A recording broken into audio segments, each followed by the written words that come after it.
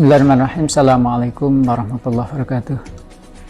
Perkenalkan, saya Bapak Dr. Joko Sugando, SSI MBD, Direktur Program Pascasarjana Institut Islam Mambaul Ulum Surakarta. Bapak, Ibu, dan saudara-saudara sekalian yang dirahmati Allah, Sekolah Pascasarjana Institut Islam Mambaul Ulum Surakarta memiliki program studi Magister Pendidikan Agama Islam. Program studi ini didirikan dengan maksud untuk memenuhi tuntutan dan kebutuhan masyarakat akan adanya tenaga pendidik bergelar magister yang mampu mengajar pendidikan agama Islam, khususnya di pondok-pondok pesantren yang ada di seluruh Indonesia.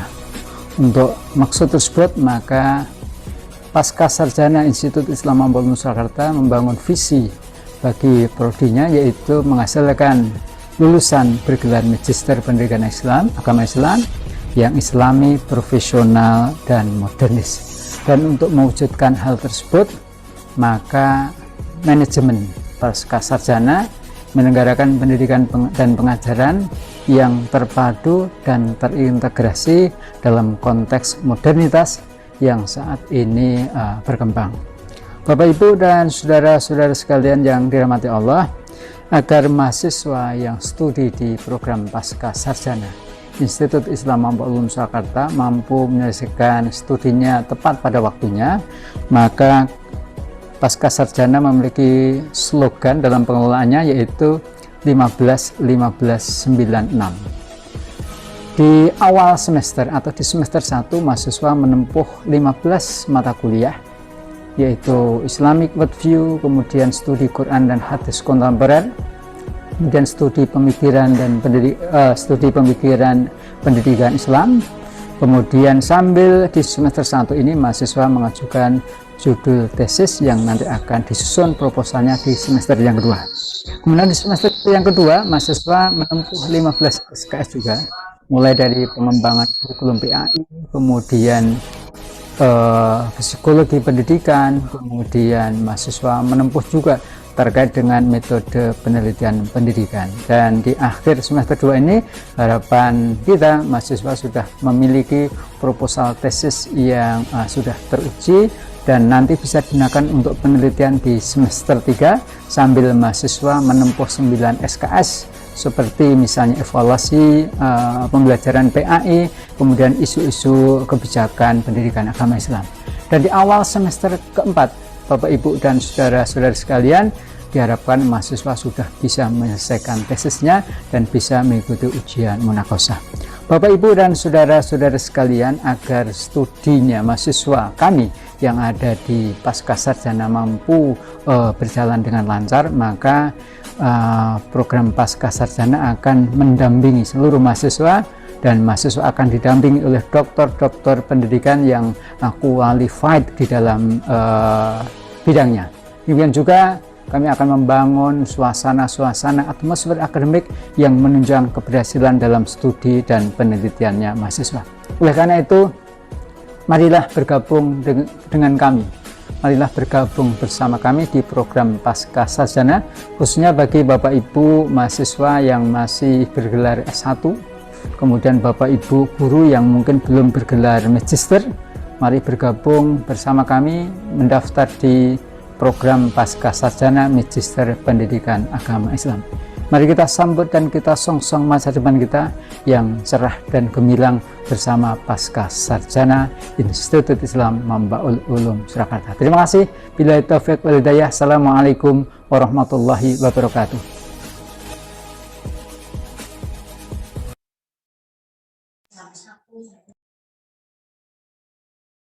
Halo, Assalamualaikum, Bu Rohimah.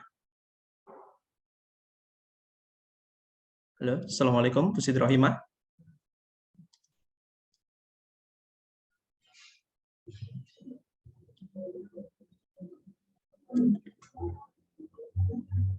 Saya testing terlebih dahulu ke Bu Kaprodi, Bu Iswatun Hasanah. Halo, Assalamualaikum. Waalaikumsalam, Mas Vicky. Bu Siti Rohimah sudah bisa bergabung? Benar banget kan. Ayat 80 itu kan? Halo, Assalamualaikum, Bu Siti Rohimah sudah bisa bergabung?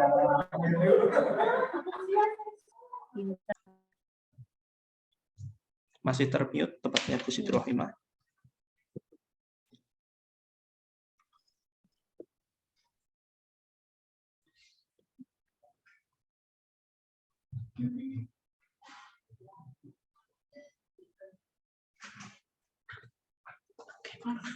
Salah. Masih sibuk.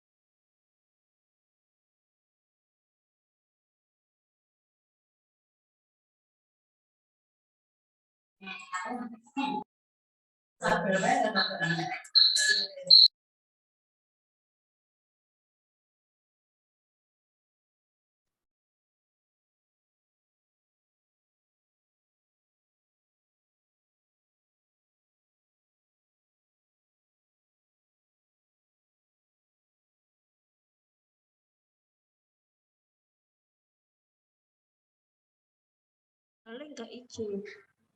Berarti kan nggak masuk. Oh, karena iki.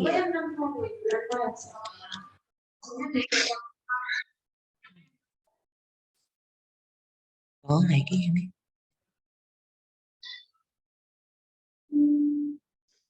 Sudah.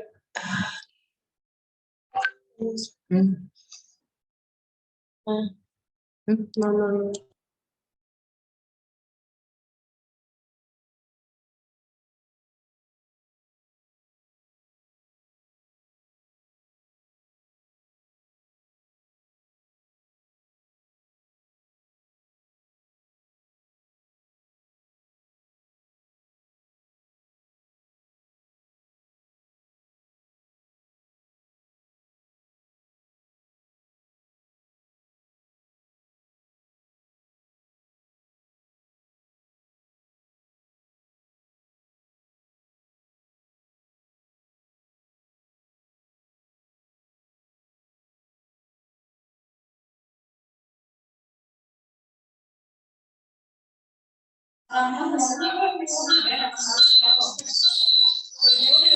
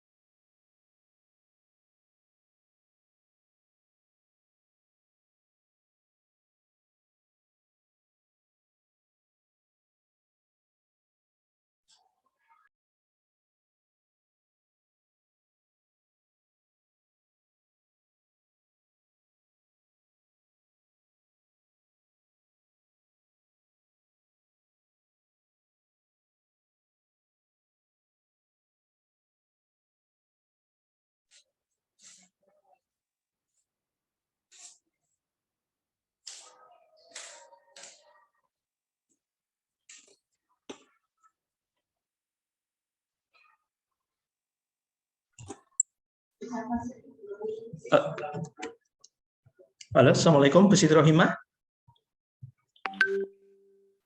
Masih belum bisa nyambung tempatnya Bu Siti Rohimah, suaranya.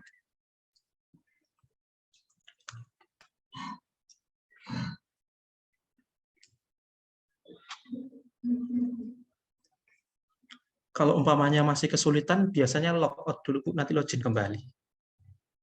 Dicobi.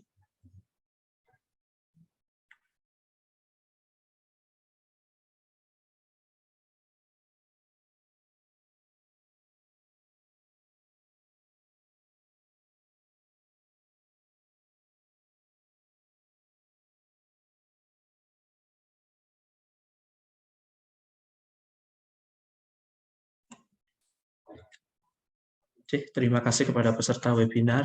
Mohon izin untuk menunggu sebentar lagi karena ada gangguan teknis di pembicara Ibu Dr. Siti Rohimah. Matur nuwun.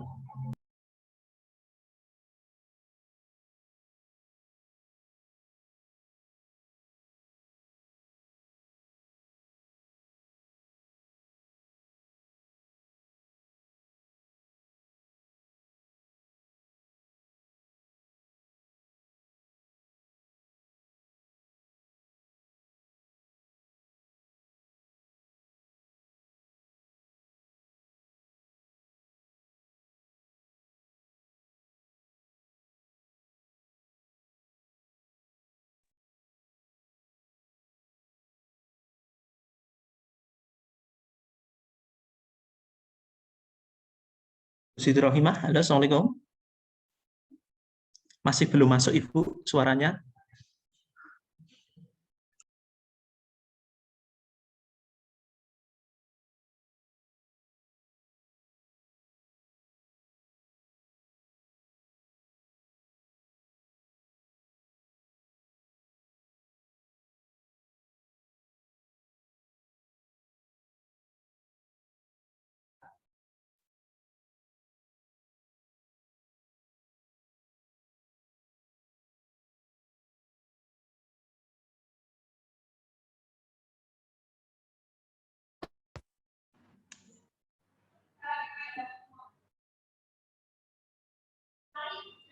Amin, amin.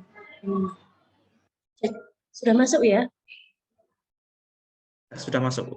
Sudah masuk. Suaranya sudah masuk. Terima kasih. J.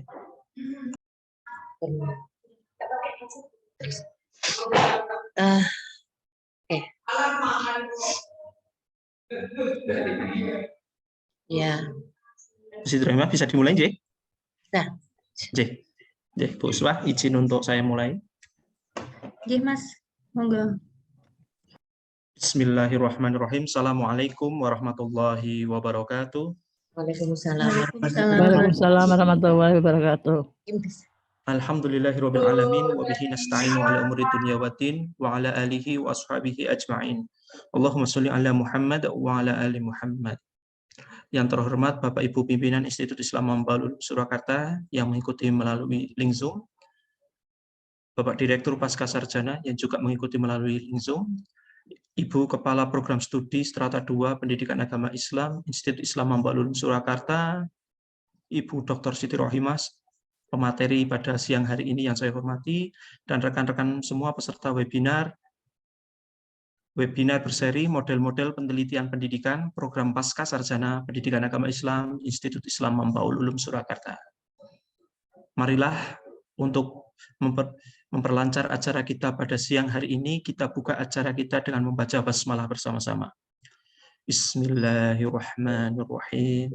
Semoga dengan membaca basmalah ini akan menambah ridha Allah Subhanahu wa taala terhadap acara kita di siang hari ini. Untuk acara yang kedua yaitu mendengarkan lagu Indonesia Raya. Kepada hadirin kami mohon untuk menyesuaikan diri.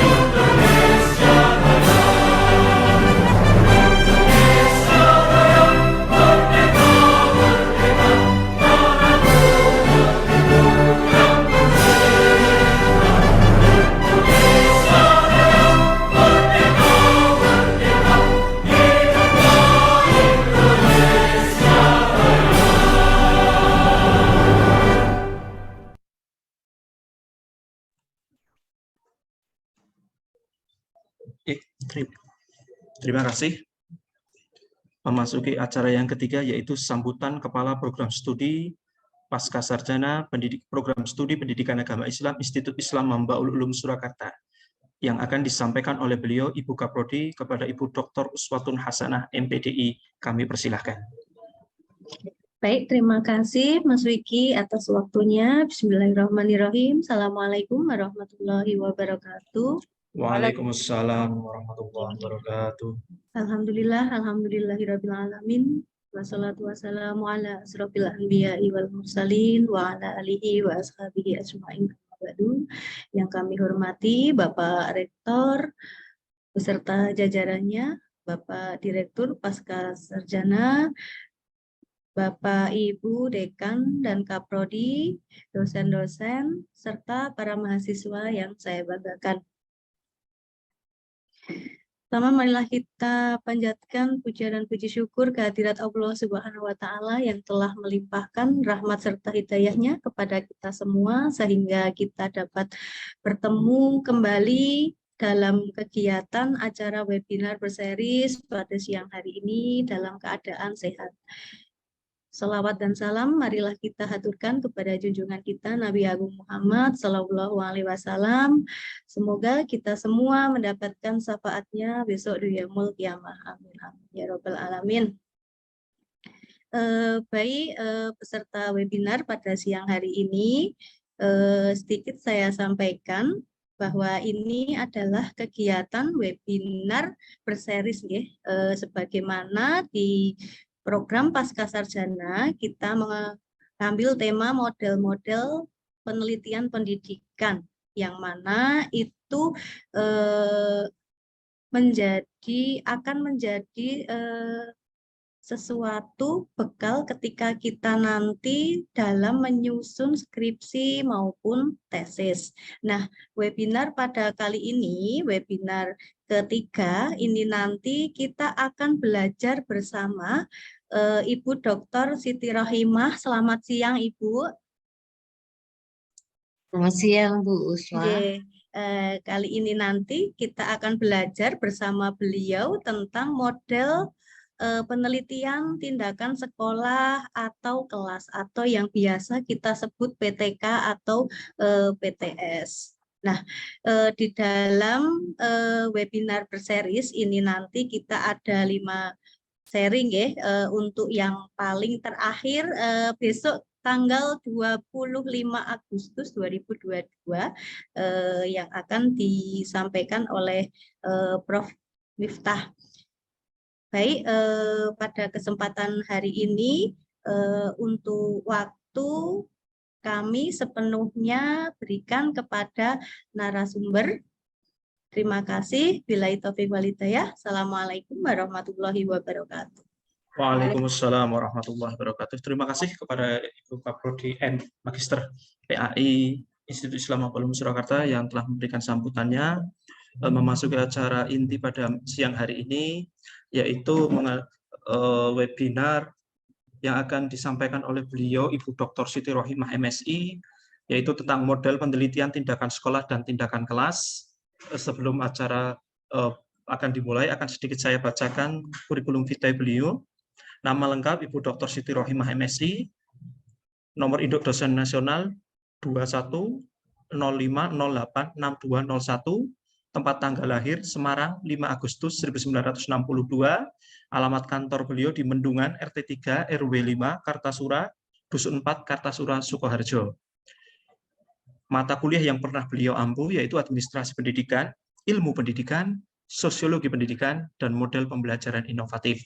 Adapun riwayat pendidikan beliau, S1 beliau menamatkan di Sekolah Tinggi Agama Islam Mambaul Ulum Surakarta, program studi pendidikan agama Islam. S2 beliau di Universitas Muhammadiyah Surakarta dengan konsentrasi psikologi sains. S3 beliau psikologi pendidikan Islam di Universitas Muhammadiyah Yogyakarta dari tahun 2015 sampai tahun 2020.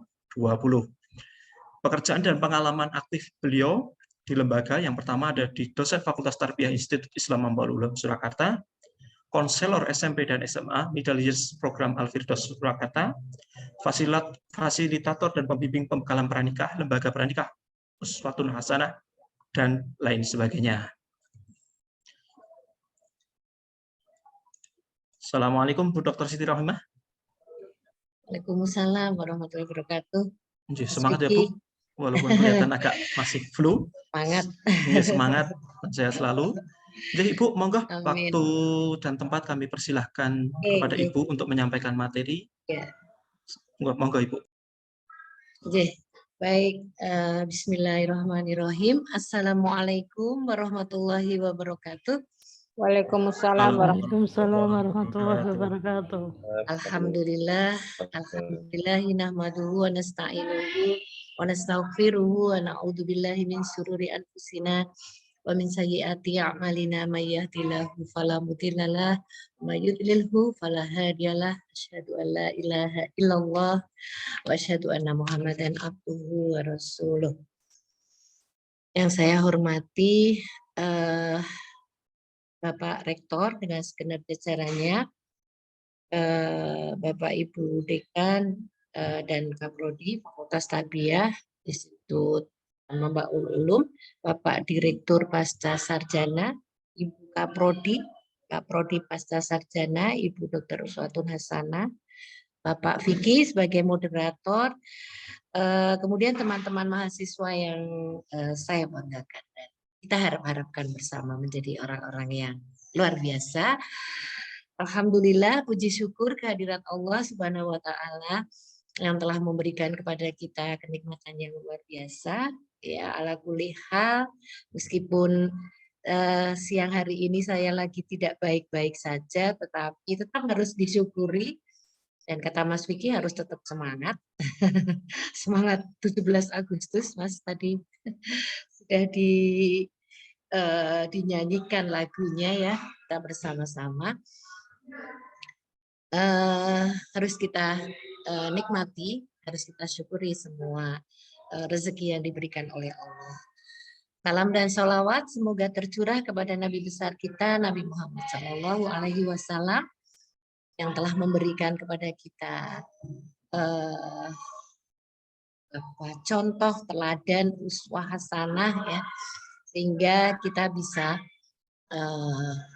meneladani segala sikap, perilaku, akidah beliau dengan baik. Semoga sampai akhir hayat kita nanti kita termasuk umatnya yang setia, dan insya Allah kita akan mendapatkan syafaat beliau di hari akhir nanti.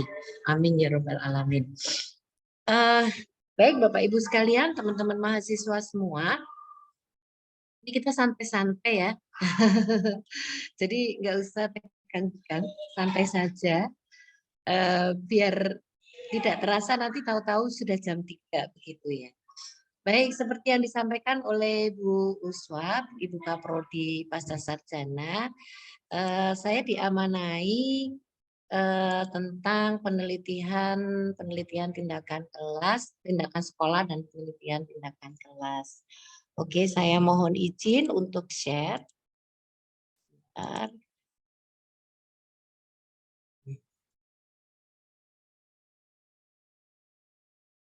Oke. Sudah terlihat teman-teman semua? Sampun Bu, sampun. Bapak Ibu sekalian, dan sudah baik. Baik, penelitian tindakan sekolah dan penelitian tindakan kelas, saya akan memulai dari action research ya. Penelitian tindakan sekolah dan penelitian tindakan kelas itu awal berpokok dari action research, dari penelitian. Nah, apa kata tokoh-tokoh tentang penelitian tindakan ini? Yaitu sebuah proses penelitian yang ketat untuk meningkatkan kemampuan profesional seseorang. Jadi kalau di Kurt Lewin itu penelitian tindakan, action research itu dimulai dulu bukan dari pendidikan, tetapi malah dari sosiologi ya, dari sosiologi. Jadi sosial, dari bidang sosial. Jadi riset ini, penelitian tindakan ini dipakai untuk meningkatkan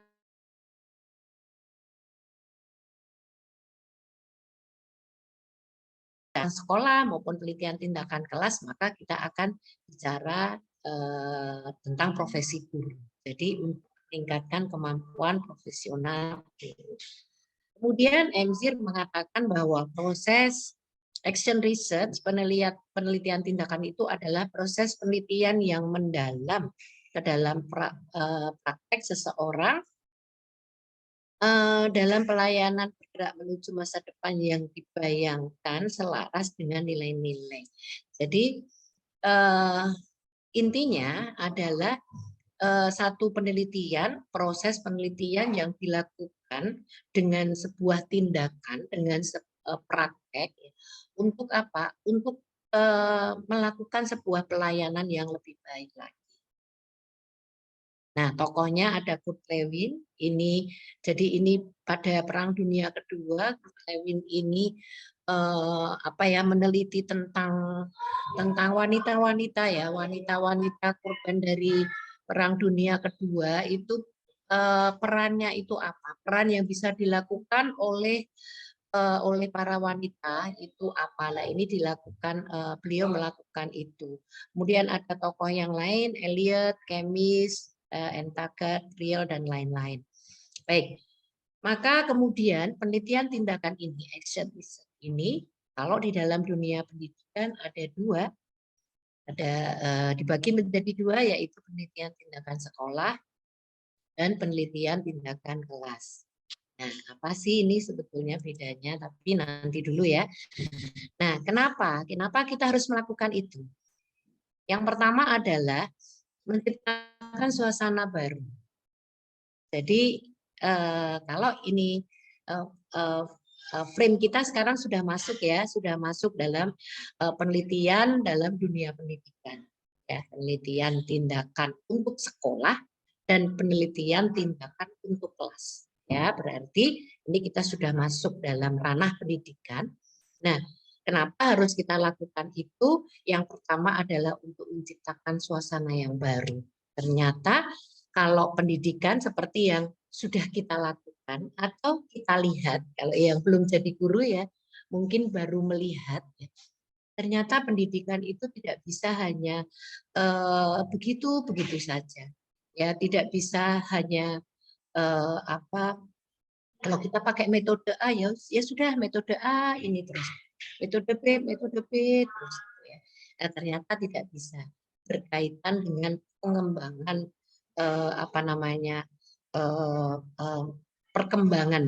perkembangan framework seseorang, perkembangan globalisasi seseorang ya, perkembangan lingkungan ya, maka kemudian pasti ada perubahan-perubahan yang harus dilakukan dalam dunia pendidikan. Maka kemudian kita perlu menciptakan suasana baru karena apa? Karena untuk mengantisipasi kebosanan, melihat menjadi solusi dari hal-hal yang memang ada masalah ketika suasana itu monoton saja, tidak baru, pasti ada tingkat kebosanan. Ini menciptakan suasana yang baru. Yang kedua, adanya kolaborasi antar stakeholder dalam bidang keilmuan, antar profesional yang mengarahkan pada tujuan yang diinginkan. Ya, jadi adanya kolaborasi. Jadi kalau biasanya penelitian itu kan dilakukan sendiri, yaitu orang yang meneliti. Nah, tapi kalau dalam PTS dan PTK ini, penelitian tindakan sekolah dan penelitian tindakan kelas ini, kita dibuka peluang untuk berkolaborasi ya antara guru dengan kita sebagai peneliti itu ya, atau kalau penelitian tindakan sekolah itu antara kepala sekolah dengan guru, antara kepala sekolah dengan mahasiswa yang melakukan penelitian ya, atau antara kepala sekolah dengan supervisor gitu ya, supervisor daerah dalam ini bisa mereka berkolaborasi. Kemudian dan juga untuk menghindari banking education model. Banking education model itu apa? Yaitu jadi banking itu kan bank ya. Banki biasanya untuk apa sih? Untuk menabung kan gitu. Jadi banking education model itu maksudnya adalah murid-murid, siswa-siswa itu tidak hanya diberikan disoi tok gitu ya, dikasih diisi ilmu begitu saja, kita tidak melihat itu efektif atau tidak gitu. Kemudian setelah penuh maka kemudian dikeluarkan itu sebagai bukti dari nilai rapotnya, ya, tanpa kita tahu bahwa apakah mata pelajaran, materi-materi yang sudah kita berikan pada mereka itu efektif atau tidak. Nah, hanya pokoknya engkei, pokoknya menabung. Ya, itu konsep mengajar, menyampaikan ilmu saja. Ya, belum sampai pada mendidik. Nah, ya itu. Makanya kan harus ada pembaruan, harus mampu menciptakan suasana-suasana baru, biar ada pembaharuan, biar efektif pembelajaran kita, proses belajar yang kita lakukan. Kemudian mengapa ini harus kita lakukan? Yaitu karena memungkinkan cara belajar melalui praktek seseorang dengan melalui serangkaian tahapan efektif yang memfasilitasi pengembangan bentuk keahlian adaptif. Jadi ada beberapa kemungkinan, ada beberapa peluang yang bisa kita lakukan, bisa kita dapatkan ketika kita melakukan PTS atau PTK, yaitu pengembangan ya, yang itu akan bisa menyesuaikan lingkungan, menyesuaikan keilmuan itu sendiri kan gitu ya. Kemudian penyesuaian kalau itu PTS maka penyesuaian tuntutan dari sekolah itu. Kalau keahlian adaptif adalah barangkali ada beberapa aspek keahlian yang berbeda-beda yang kita bisa kita lakukan bersama-sama. Kemudian menciptakan kekuatan-kekuatan dinamis karena penelitian tindakan kelas adalah proses aplikasi teori ke dalam praktek. Ini juga termasuk bagaimana kita mengaplikasikan teori ke dalam praktek. Kita sudah tahu teorinya seperti itu ya. Kalau kemarin saya mengisi tentang inovasi ya, model-model inovasi pembelajaran gitu. Nah, ini bisa kita secara teori kita sudah tahu, maka kemudian kita bisa mengaplikasikan dalam di praktek kelas atau di sekolah. Kemudian siapa yang akan melakukan? Siapa yang akan melakukan penelitian tindakan sekolah dan penelitian tindakan kelas? Yaitu tentu saja seorang profesional di bidangnya. Ya, seorang profesional di bidangnya ini siapa? Ya, kalau di PTS itu kepala sekolah, ya, kepala sekolah. Kemudian kalau dia di PTK, di kelas, penelitian tindakan kelas, yaitu guru. Ya, guru harus yang profesional di bidangnya, karena dia nanti akan menyampaikan atau mempraktekkan ilmu-ilmu atau mempraktekkan cara-cara, metode-metode yang akan diterapkan pada bidangnya dia. Ya, jadi dia harus tahu, harus paham. Gitu ya. Kemudian kolaborator. Nah, kolaborator di sini adalah termasuk mahasiswa. Jadi kalau di prinsip ini ya, PTK misalnya ya, PTK atau PTS begitu, yang harus melakukan kan yang profesional nih di bidangnya. Nah, sekarang bagaimana kalau mahasiswa itu ingin melakukan penelitian tindakan kelas? Apakah apakah mahasiswa itu harus harus menjadi guru gitu, harus mengganti guru guru yang biasanya guru PAI gitu ya, guru A, kemudian harus digantikan oleh mahasiswa ini. Tidak selalu. Kalau mahasiswa ini mumpuni ya, menguasai materi yang akan dia sampaikan, maka tidak masalah. Tetapi kalau misalnya dia tidak mumpuni, belum menguasai, maka bisa dilakukan oleh guru ya, penerapannya nanti dilakukan oleh guru, tapi mahasiswa ini memiliki peran untuk berkolaborasi, membuat rencana, kemudian mengobservasi ya, kemudian nanti melakukan refleksi ya. Kemudian membuat kalau misalnya nanti hasilnya belum bisa memuaskan, belum sesuai dengan target, maka membuat perencanaan lagi. Nah, ini kolaborasi antara mahasiswa, antara peneliti, mahasiswa sebagai peneliti, dan juga guru ya sebagai pelaksana. Baik.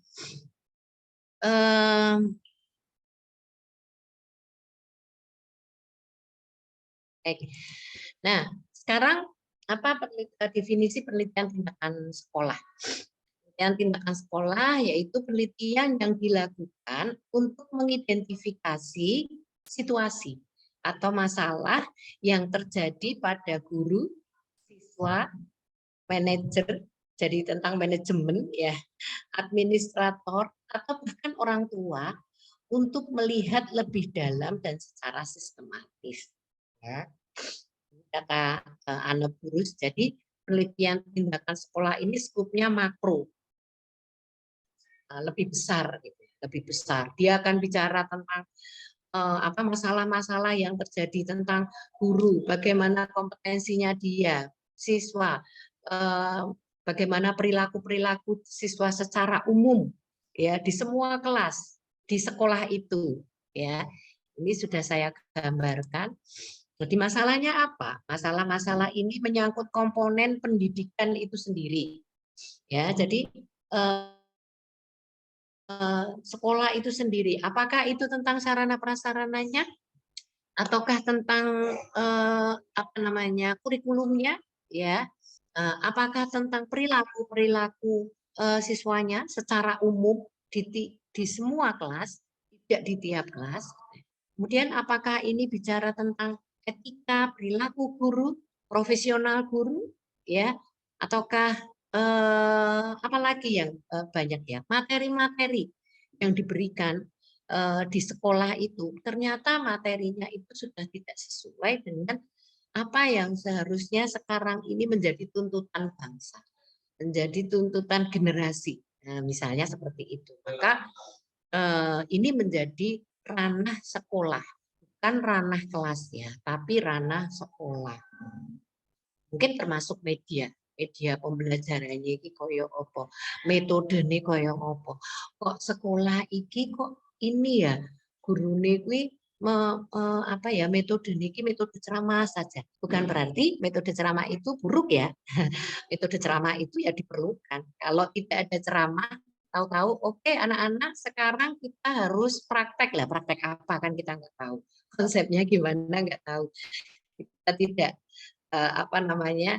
kita belum memperkenalkan materi yang akan kita sampaikan, konsepnya seperti apa, tujuannya seperti apa. Nah, ini kan harus diberikan ceramah. Tetapi kalau yang diberikan itu hanya metode ceramah saja dan selamanya ceramah, maka ini akan menjadi warning gitu ya, menjadi peringatan buat sekolah itu, buat kompetensi guru itu agar segera bisa berubah. Nah, ini lingkupnya adalah lingkup sekolah, penelitian tindakan sekolah, termasuk media. Etoke sekolahane iki kok gurunya, mediane kok sangat sederhana dan hanya itu saja, dari guru-gurunya tidak ada pengembangan dibanding dengan sekolah yang lain itu masih jauh kan gitu ya. Yang semuanya sekarang sudah mulai IT, tetapi ternyata guru-guru yang ada di sekolah itu ternyata belum. Ini perlu ada penelitian tindakan sekolah. Tujuan penelitian tindakan sekolah apa? Tujuannya adalah mutu input ya, mutunya input, proses, output sekolah ya. Tujuannya adalah untuk meningkatkan ini.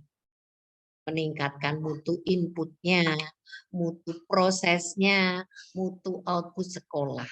Jadi kalau sama ya, tujuan PTS dan PTK itu sebetulnya bukan pada siswanya. Tetapi kalau PTS itu ya pada lembaganya itu, pada sekolahnya itu. Karena kita bicara tentang makro. Tetapi kalau nanti di PTK nanti, kita akan tujuannya itu adalah meningkatkan kompetensi guru. Bukan untuk menjadi siswa kita menjadi biar nilainya lebih bagus misalnya. Itu hanya sebagai fasilitator. itu yang memfasilitasi, itu sebagai sarana jalan karena apa? Itu menjadi hasil juga, menjadi hasil karena kompetensi guru, kompetensi profesional guru menjadi lebih baik. Kemudian tujuan PTS apa nih? Kemampuan profesional kepala sekolah, ya, kemampuan profesional kepala sekolah. Gimana nih kepala sekolah nih? Manajerialnya bagus atau enggak? Ya, nah, ini apa namanya, daya aturnya, kemampuan dia dalam mengatur itu bagaimana kan? Gitu. Nah, ini untuk meningkatkan kemampuan profesional kepala sekolah. Kemudian professional knowledge. Jadi pengetahuan profesional terutama guru, ya, kepala sekolah, guru, bahkan knowledge untuk ibu dapur atau bapak, apa ya, kalau di sekolah itu namanya apa ya, yang tunggu sekolah, itu harus ada itu professional knowledge-nya itu harus punya. Jadi guru-guru pun juga professional knowledge-nya harus ditingkatkan. Semuanya, bukan hanya satu kelas itu saja, bukan hanya satu guru itu saja, tapi semua guru dalam sekolah itu. Kompetensi guru otomatis ya. Kompetensi guru ada berapa? Ada 4 ya. Kompetensi pedagogi, bagaimana cara pertama kompetensi profesional ya. Jadi kemampuan guru dalam memahami dan menguasai mata pelajaran yang dia ampu. Kemudian kompetensi pedagogi, ya. Bagaimana guru itu bisa mengajar dengan baik, dengan efektif, dengan menyenangkan, membuat anak-anak nyaman, kan gitu ya. Membuat anak-anak itu semangat. Gitu. Kemudian kompetensi spiritual, ini yang mendasari semuanya. Arepo pinter, arepo terampil, tapi kalau kompetensi spiritualnya tidak ada, maka ini yang harus ditingkatkan ini ya. Kemudian kompetensi sosial, bagaimana seorang guru itu dia bisa bersosialisasi interpersonalnya itu bagus antara dia dengan siswa, antara dia dengan guru yang lain, antara dia dengan kepala sekolah, antara dia dengan stakeholder yang lain, dengan orang tua. Nah, nih harus ditingkatkan. Atau tujuan PTS bisa saja menindaklanjuti PTS yang dulu sudah dilakukan. Jadi kalau dulu apa nih kemampuan profesional, kompetensi guru tidak bisa empat-empatnya, tapi kompetensi guru yang pertama itu spiritualnya. Oke, sudah selesai, sekarang kompetensi profesionalnya. Nah, ini bisa dilakukan dengan tujuan PTS. Dan apa namanya, subjeknya itu guru, semua guru. Ya. Atau kalau misalnya spiritual, kompetensi spiritual, guru dan karyawan ya semua. Tidak hanya guru, tapi karyawannya juga. Ya, non kependidikannya juga diikut. Baik, nah sekarang penelitian tindakan kelas. Jadi tadi itu penelitian tindakan sekolah. Kenapa saya cukupkan itu saja? Karena hampir sama ya. Nanti pelaksanaannya itu hampir sama. Saya hanya menyampaikan tentang ranah-ranahnya saja kalau untuk penelitian tindakan sekolah. Nah, kalau penelitian tindakan kelas apa nih pengertiannya nih? Penelitian tindakan kelas, penelitian merupakan penyelidikan sistematis yang dilakukan secara sistematis, yang dilakukan oleh peneliti, ya, oleh guru sebagai peneliti atau guru dan mahasiswa sebagai peneliti, gitu ya. Dengan mengumpulkan informasi tentang bagaimana sekolah mereka bekerja, bagaimana mereka mengajar, bagaimana siswa belajar. Informasi ini dikumpulkan dengan tujuan untuk memperoleh pemahaman, mengembangkan praktek reflektif, mempengaruhi perubahan-perubahan positif dalam lingkungan sekolah dan praktek-praktek pendidikan secara umum dan untuk meningkatkan hasil pembelajaran siswa. Ini saya kutip yang aslinya ya, aslinya Mills itu. Jadi kalimatnya agak panjang. Jadi penelitian tindakan kelas itu sebuah penelitian yang dilakukan oleh guru sebagai peneliti atau guru dan orang lain ya sebagai peneliti, jadi ada kolaborasi. Kemudian untuk berbicara tentang bagaimana meningkatkan pengajaran mereka ya, pengajaran guru sehingga siswa ini memperoleh pemahaman ya, pemahaman yang baik. Dan di dalam tindakan kelas itu di situ ada mengembangkan praktik reflektif, refleksi, evaluasi. Jadi yang ngajar ki yo sok-sok direfleksi, dievaluasi. Nah, seperti itu. Kemudian Ari Kunto mengatakan bahwa penelitian tindakan kelas itu adalah suatu pencermatan terhadap kegiatan belajar. Jadi proses belajar, kegiatan belajar ning kelas itu piye gitu ya. Dengan sebuah tindakan yang sengaja dimunculkan dan terjadi dalam sebuah kelas secara bersama. Jadi ada sebuah mencermati kegiatan belajar, proses belajar dengan sebuah tindakan, sebuah praktek yang dilakukan di dalam kelas.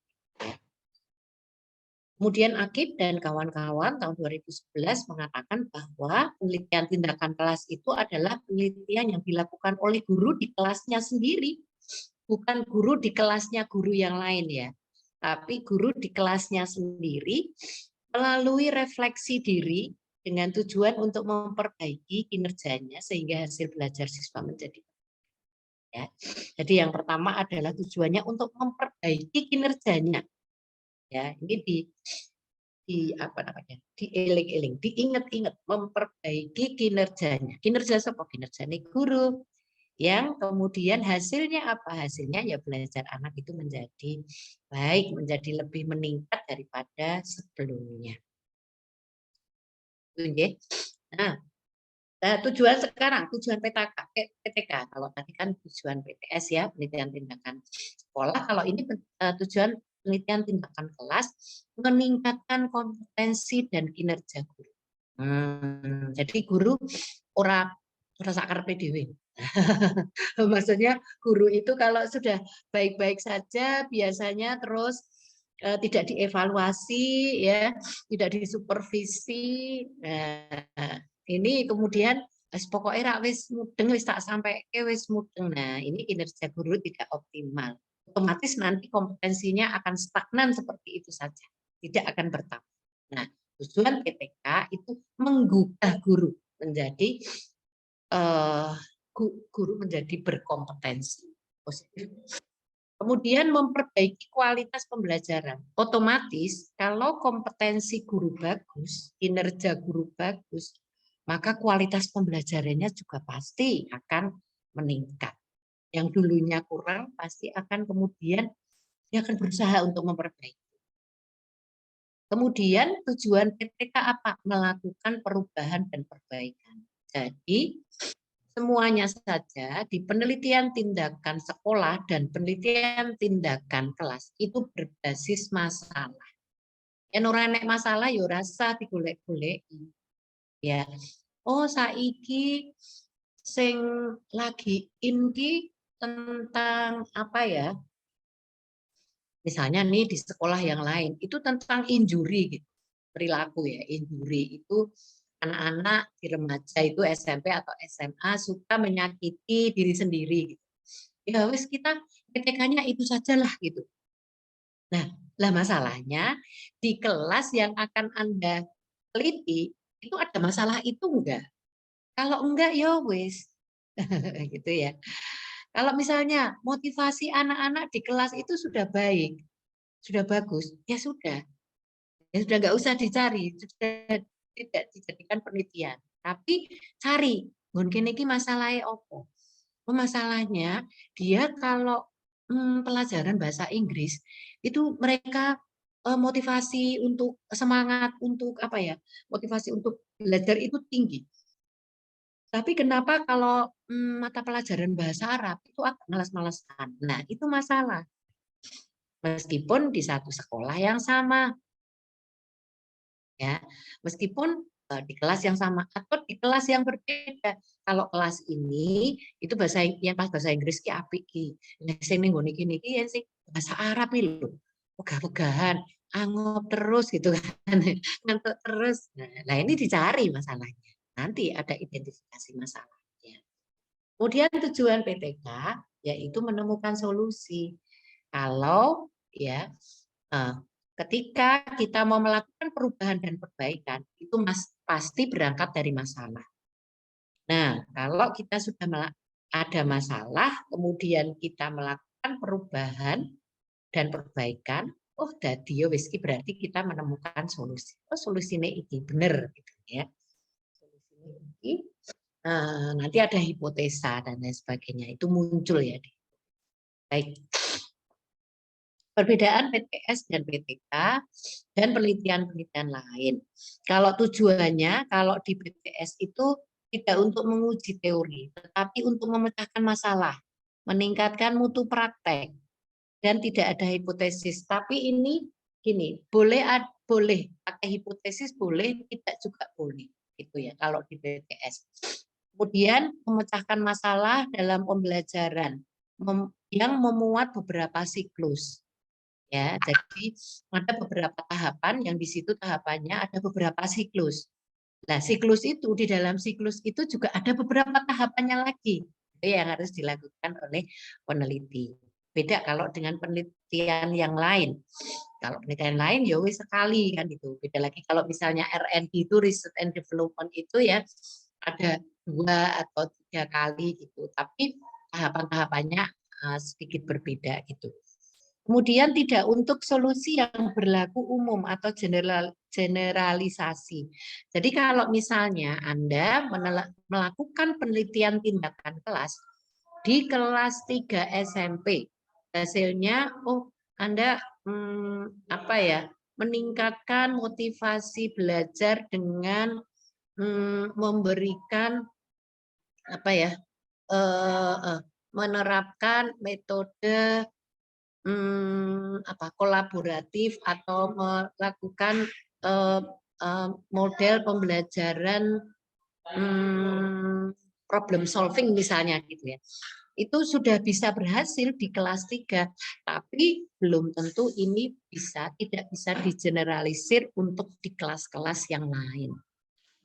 Ya, jadi ini ya itu hanya bisa berlaku, hasilnya, solusinya hanya bisa berlaku pada kelas yang Anda melakukan penelitian.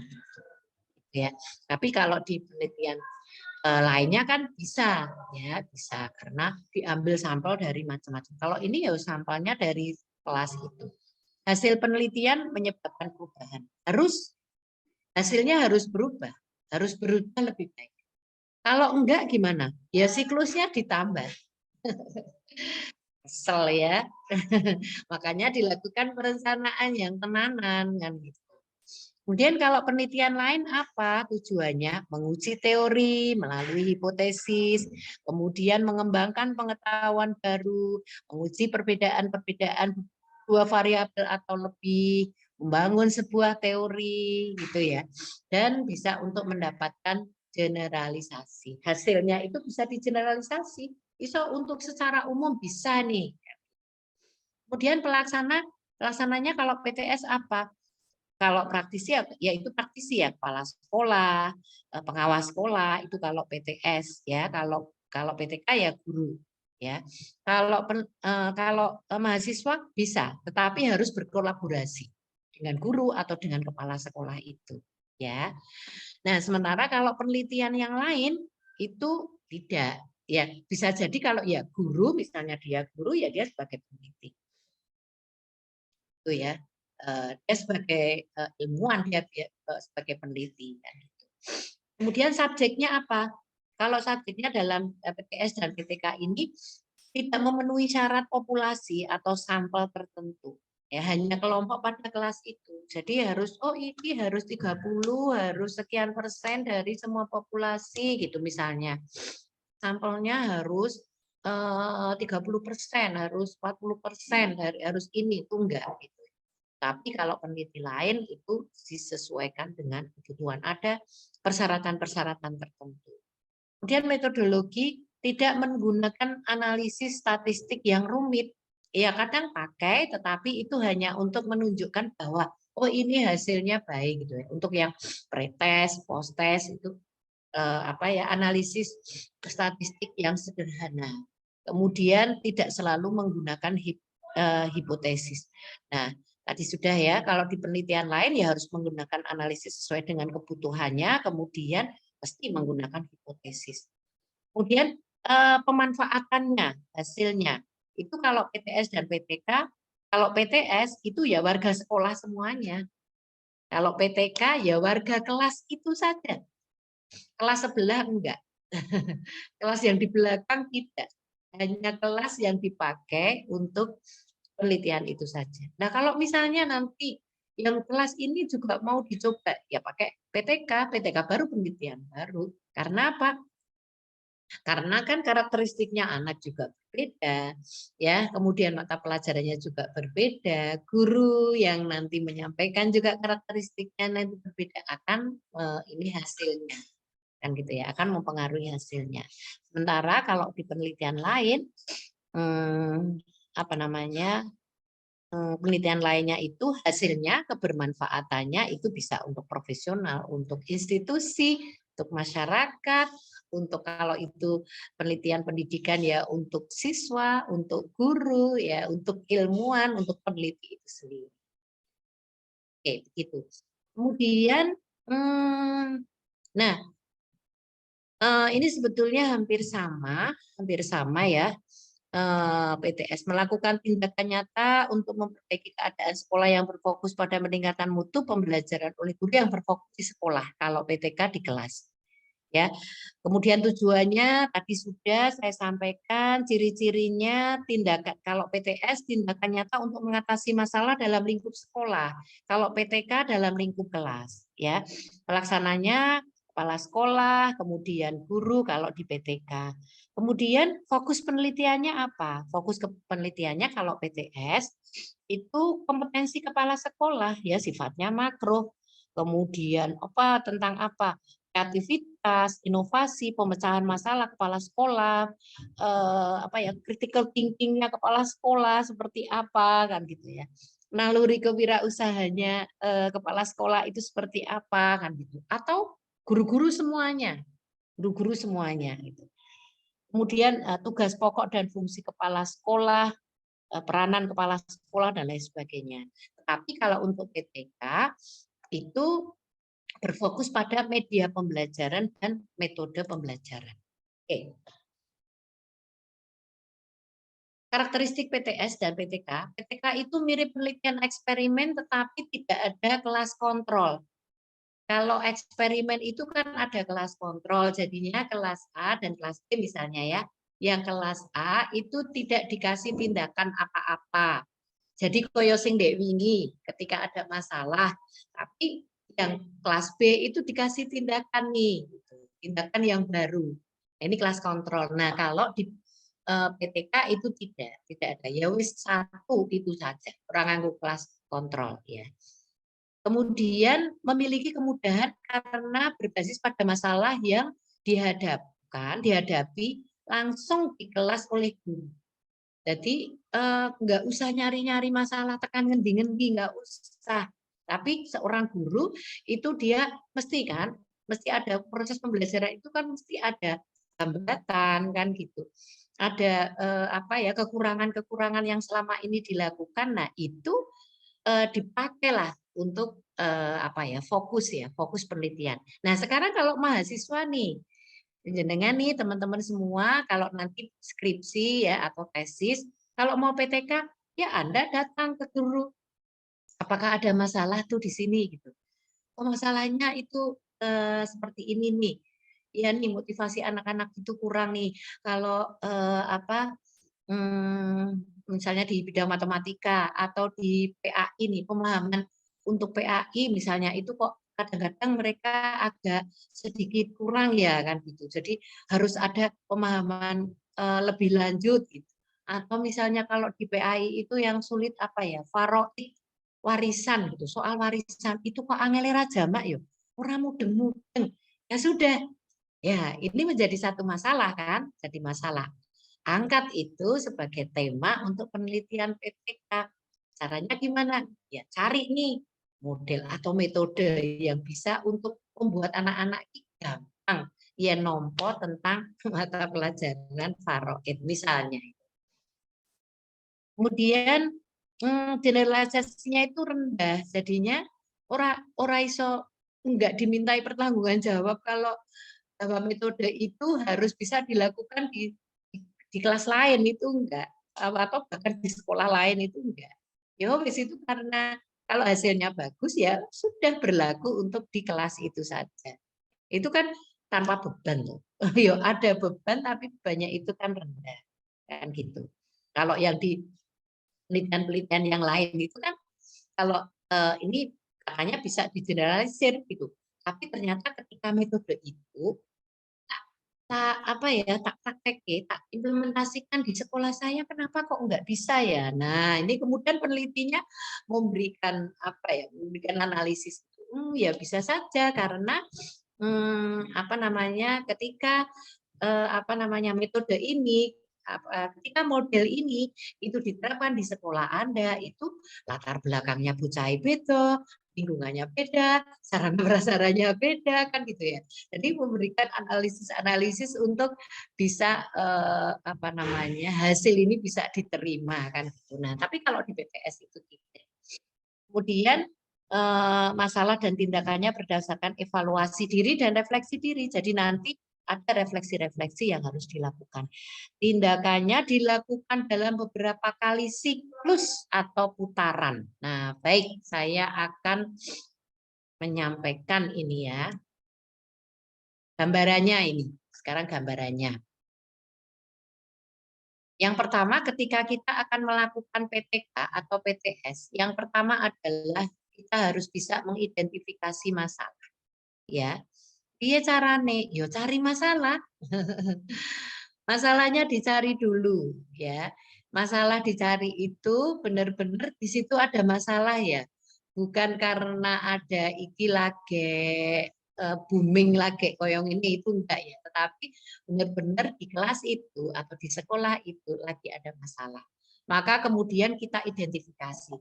Biasanya dalam identifikasi itu ada observasi ya. Observasinya itu ya untuk melihat, untuk menyusun identifikasi masalah.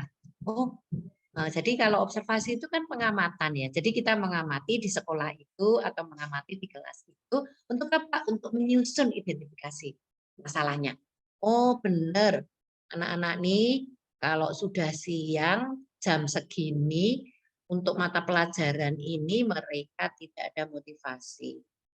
Oh, pada hari Senin mereka itu ternyata misalnya mereka ternyata males-malesan kan gitu. Nah, dan lain sebagainya. Itu mengidentifikasi. Tetapi sebelumnya, sebelum mengidentifikasi masalah, kita juga harus berkolaborasi dengan guru. Ya, totok-totok, berdiskusi dulu dengan guru, dan ketika guru mengatakan bahwa ini masalahnya seperti ini, kemudian kita melakukan observasi, pengamatan. Setelah itu, setelah kita ada identifikasi masalah itu sudah tersusun, maka kemudian kita membuat perumusan masalah. Masalah yang akan kita angkat itu apa? Kadang-kadang masalahnya itu banyak banget. Nah, ada 5 nih masalah yang ada di kelas itu. Nah, apakah kita itu akan mengambil semuanya, ataukah akan mengambil 3 atau 2 atau 1? Ini ambil dalam perumusan masalah nanti ya. Kemudian setelah itu kita harus memikirkan indikator keberhasilan. Nah, ketika ada satu masalah, iki piye yo ben berhasil. Maka kita harus menyusun indikator keberhasilan itu. Ya, kalau misalnya anak-anak ini kalau dikasih mata pelajaran PAI itu mereka apalagi siang misalnya ya, pelajaran PAI atau tahfidz misalnya, mereka bermalas-malasan, mereka tidak ada motivasi. mereka kadang bermain sendiri, mereka berbicara sendiri kan gitu. Nah, dan kalau seperti itu apa ya indikator keberhasilannya? Oh, mungkin PAI tidak diberikan pada saat jam siang sekali atau jam terakhir, ya, tetapi sebelum zuhur misalnya, atau bisa saja diberikan setelah zuhur, tetapi ada metode pemberian ice breaking, energizer misalnya, diberikan energizer.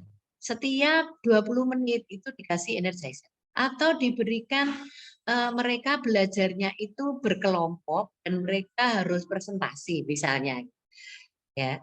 Nah, itu misalnya hanya seperti itu. Nah, ini indikator-indikator keberhasilannya itu harus ditemukan. Nah, bagaimana kita bisa melihat indikator, menemukan indikator keberhasilan? Maka kita harus membuka kajian teori.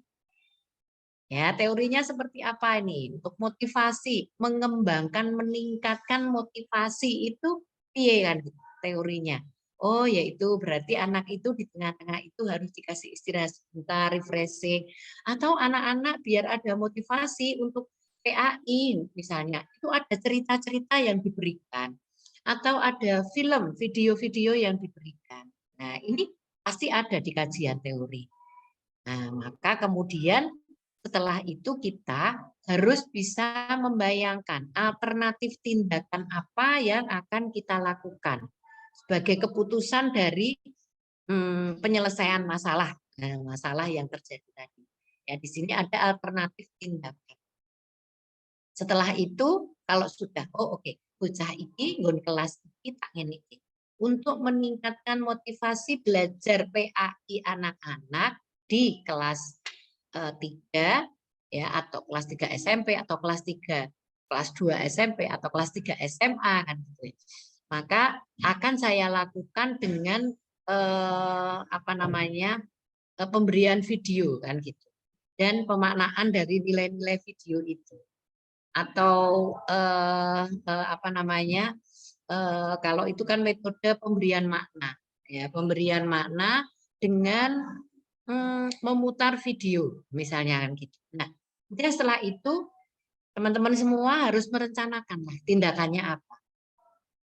Nah, merencanakan tindakannya apa itu di dalamnya ada di situ namanya siklus. Jadi kalau teman-teman semua, Bapak Ibu sekalian itu pernah mendengar kalau di PTK itu mesti ada siklus gitu, siklus 1, siklus 2. Nah, setiap siklus itu harus ada di situ perencanaan. Siklus 1 ya. Kemudian ada tindakan, apa yang akan dilakukan. Kemudian observasi ya, setelah itu kemudian ada refleksi. Kalau hasil dari refleksi ini belum sesuai dengan target kita, ternyata belum meningkat nih motivasinya.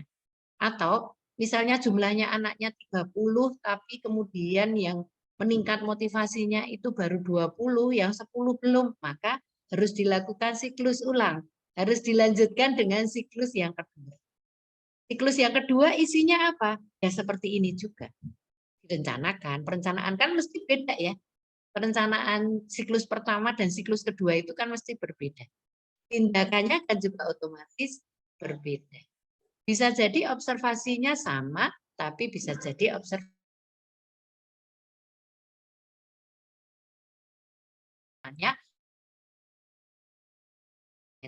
ada perlu penguatan misalnya kan gitu ya. Nah, ini nanti dilihat dari perencanaannya seperti apa. Kemudian dilakukan refleksi. Nanti setelah itu, setelah refleksi dari siklus kedua, kok hasilnya belum juga bisa, ya belum bisa, maka misalnya kalau motivasi itu kan dari perilaku ya, tetapi kalau hasil belajar itu kan biasanya dari nilai ya, dari nilai. Itu biasanya kalau nilai itu kita berangkat dari KKM. KKM kelas itu berapa? Kalau PAI katakanlah harus 8 misalnya, ada sekolah yang KKM-nya harus 8. Nah, yaitu harus menunjukkan, harus menghasilkan hasil belajarnya anak itu 8 PAI-nya. Kalau ada yang 5 anak yang belum 8, yuk ditambahi siklus meneh. Ya ini memang kadang-kadang kesel. Ada guru-guru nih ya, guru-guru kalau yang disertifikasi itu wis pokoknya bendang cepet rampung gitu, siklusnya bendang rampung ya wis diapike kabeh hasilnya atau dimudahkan gitu atau disamakan. Lah ini yang tidak valid kan gitu. Tidak valid. Baik. Itu ya, jadi sudah ada gambarannya. Jadi kita di PTK itu, di PTS juga itu kita akan berkutat dengan siklus. Setiap siklus ada perencanaan, tindakan, observasi, dan refleksi. Nah, ini misalnya. Kalau ini gagal, refleksi yang ini gagal, maka kemudian ada siklus kedua. Oke. Nah, sekarang perencanaan. Apa yang harus dilakukan dalam perencanaan itu? Menemukan masalah ya, lalu mendeskripsikan satu permasalahan dengan menggunakan berbagai metode. Ya, tadi itu setelah ada proses kajian teori, kemudian ada alternatif solusi kan gitu ya.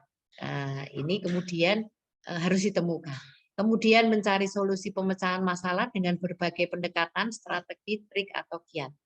Kemudian membuat rumusan masalah, sudah membuat tujuan PTK sesuai permasalahan yang dipilih. Kemudian membuat susunan perspektif, konsep, atau perbandingan yang bisa dijadikan landasan pelaksanaan PTK. Nah, ini hubungannya dengan teori juga. Kemudian menyusun rangkaian tindakan yang nantinya bisa memecahkan masalah. Tadi, siklus tadi. Kemudian menetapkan cara untuk mengumpulkan data dan instrumen untuk mendapatkan data. Kemudian membuat analisis data. Nah, itu perencanaannya, ya, perencanaannya. Kemudian yang sekarang contoh judul dalam PTK.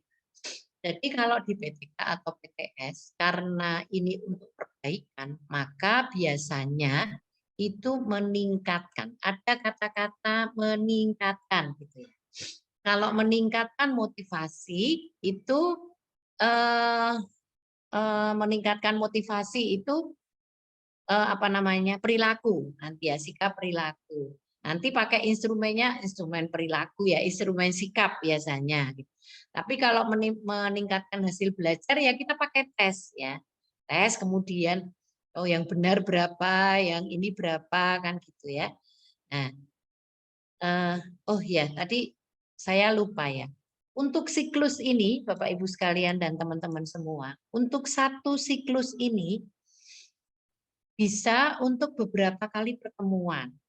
Ya, jadi untuk perencanaan itu bisa 1 kali pertemuan, bisa 2 kali pertemuan, bisa 3 kali pertemuan, ya, gitu. Yang direncanakan seperti apa? Tapi biasanya ini kan minimal mesti 1 kali pertemuan ya. Biasanya itu 1 kali pertemuan kok wis merasa puas, wis ben. Pokoknya nenek pertemuan kedua untuk siklus kedua gitu. Nah, biasanya sudah dibagi-bagi. Engkau misalnya gini, ada kita meningkatkan indikator gitu ya, meningkatkan indikator yang terjadi pada anak-anak. Jadi anak-anak itu motivasinya juga nggak bagus, hasil belajarnya juga nggak bagus misalnya gitu.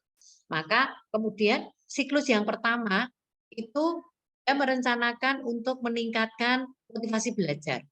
Ya, nanti kemudian siklus kedua itu meningkatkan hasil belajar. Nah, ini kurang pas ya. Kurang pas. Seharusnya ya motivasi belajar kalau misalnya memang indikator itu dua-duanya itu ya. Kalau memang fokus jadikan satu, bukan jadikan satu, hanya fokus satu, ya sudah, ambil dulu motivasinya dulu. Hasil belajarnya kuwi carry, yang motivasi engko wis kena iki hasil belajar engko ora ya engko mesti nyeret kan gitu. Nah, biasanya kalau yang wegah-wegahan ben ketoke sikluse iki loro atau telu, kuwi itu setelah refleksi kalau ada kekurangan itu kemudian sebetulnya sudah tidak ada kekurangan, tapi kemudian ditambah indikator. Jadi misalnya contohnya begini. ada guru yang ingin meneliti tentang metode nyanyian gitu ya, metode bernyanyi dengan metode bernyanyi meningkatkan hafalan angka 1 sampai 10 dengan metode bernyanyi misalnya gitu.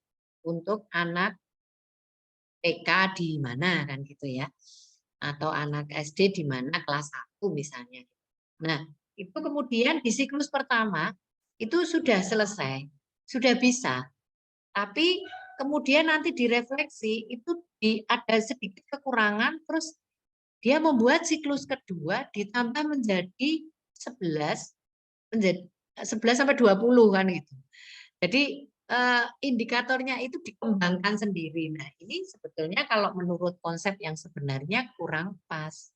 Seharusnya kalau memang kita itu tujuannya untuk ngapal ke anak bisa gampang menghafalkan angka 1 sampai 20 atau 1 sampai 25 dengan nyanyian. Ya sudah, siklus pertama itu disampaikan.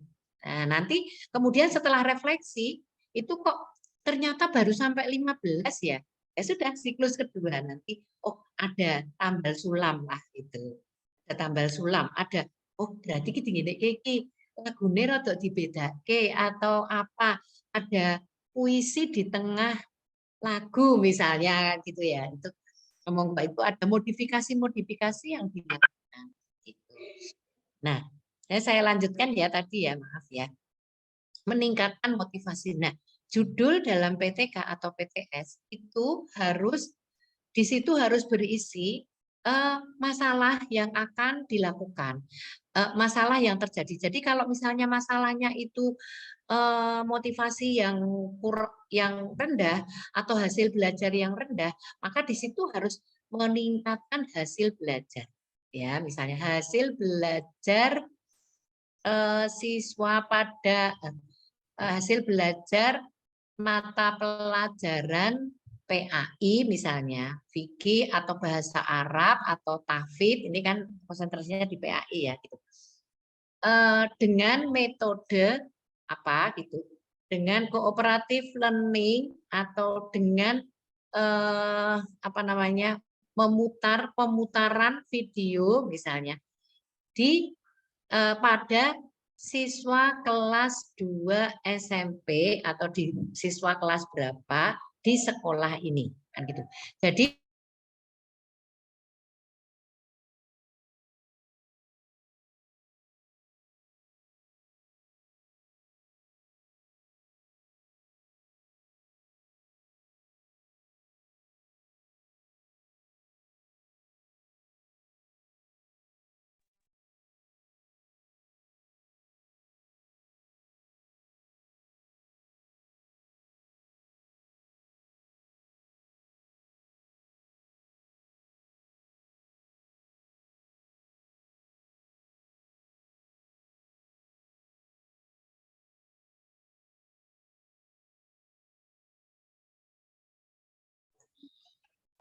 Izin sekedap Bapak Ibu peserta seminar, ini nampaknya ada kesalahan teknis. Sekedap nanti kami hubungi terlebih dahulu untuk pemateri. Mohon bersabar untuk menunggu atau nuwun.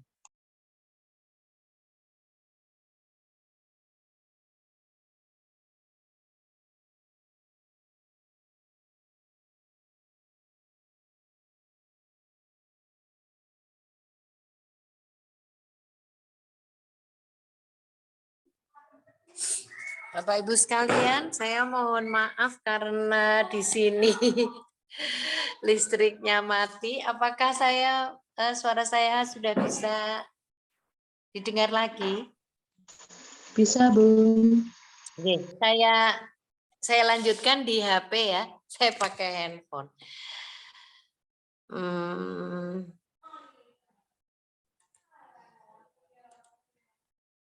Bentar. Nah, kemudian meningkatkan hasil belajar. Jadi tadi ya judul dalam PTK atau PTS itu harus ada masalah yang akan diperbaiki. Kalau di situ motivasinya yang akan diperbaiki ya harus meningkatkan motivasi. Kalau hasil belajarnya ya harus meningkatkan hasil belajar. Kalau keterampilannya yang akan diperbaiki, maka harus ada kata-kata meningkatkan keterampilan gitu. Kemudian meningkatkan motivasi, meningkatkan hasil belajar, keterampilan itu dengan apa? Itu harus di situ, harus ditulis di situ, ya, dengan apa namanya, dengan tadi pemutaran video atau dengan cooperative learning misalnya. Nah, kemudian di mana? Jadi setting tindakan itu adalah di mana penelitian itu Anda lakukan. Kalau di kelas 3 SD, oke, di situ ditulis. Kelas 2 SMP, kelas 3 SMA, itu ditulis. Siswa ini, kelas ini, sekolah ini. Nah, itu namanya di setting desain perencanaan itu termasuk di situ tempat ya, tempat. Kemudian kalau misalnya di situ ada penerapan model, teman-teman semua, Bapak Ibu sekalian, ini ingin menerapkan model THT misalnya, yaitu pakai ditulis penerapan model pembelajaran untuk meningkatkan apa namanya, komunikasi misalnya, komunikasi siswa dalam pembelajaran ini pada siswa ini itu bisa. Kemudian implementasi model itu juga bisa. Upaya peningkatan kreativitas itu juga bisa. Pengembangan media pembelajaran itu juga bisa. Tapi berbasis ya pengembangan. Kalau pengembangan ini kadang-kadang kita juga rancu pada pengembangan R&D ya. Jadi mungkin untuk pengembangan ini implementasi model gitu saja atau media ya. Gitu. Kemudian tindakan. Nah, sekarang tindakan. Apa yang harus dilakukan dalam tindakan itu? Guru kelas menggunakan rencana kegiatan harian ya. Kegiatan yang sudah dilakukan oleh guru itu yang telah dibuat oleh peneliti. Ya, jadi ini yang membuat itu peneliti. Kemudian pembelajaran dapat berlangsung di dalam maupun di luar kelas sesuai dengan settingnya. Kemudian guru kelas itu menggunakan media pembelajaran yang telah dipersiapkan. Jadi semua rencana itu harus dilakukan sesuai dengan tahapan-tahapannya dalam tindakan itu. Kalau di situ ada 10 tindakan ya harus dilakukan sesuai dengan rencananya. Kalau 20 tindakan ya juga harus dilakukan dengan tindakannya kan gitu. Karena kita memang ingin mengimplementasikan dari rencana-rencana yang itu pasti sudah berasal dari teori-teori yang sudah ada. Begitu. Kemudian menjelaskan langkah-langkah kegiatan kepada anak-anak, karena biar anak-anak itu juga tahu. Kemudian melakukan apersepsi, karena kalau tidak ada apersepsi, kadang-kadang anak itu tidak bisa masuk pada mata pelajaran ini dengan bagus, kan gitu ya, dengan mulus, ya, dengan smooth gitu. Jadi harus diapersepsi dulu guru-guru itu. Nah, kemudian mendampingi anak dalam kegiatan pembelajaran. Nah, sekarang kalau Anda sebagai mahasiswa, tapi juga sebagai guru, Anda bisa melakukan langsung ya. Tapi kalau Anda belum jadi guru nih, terus kemudian peran saya apa? Perannya adalah merencanakan dengan kolaborasi guru ya, kolaborasinya dengan guru, tidak semuanya sendiri karena kan yang tahu permasalahannya, RKH-nya, kegiatan hariannya itu kan yo guru, tindakannya seperti apa, ada essential agreement di situ di kelas itu juga guru yang lebih tahu ya kan. Maka ya guru yang lebih tahu. Anda harus berkolaborasi dengan guru. Kemudian nah, setelah tindakan itu dilakukan, maka ketika tindakan itu dilakukan, maka di situ harus ada observasi. Ya, observasi.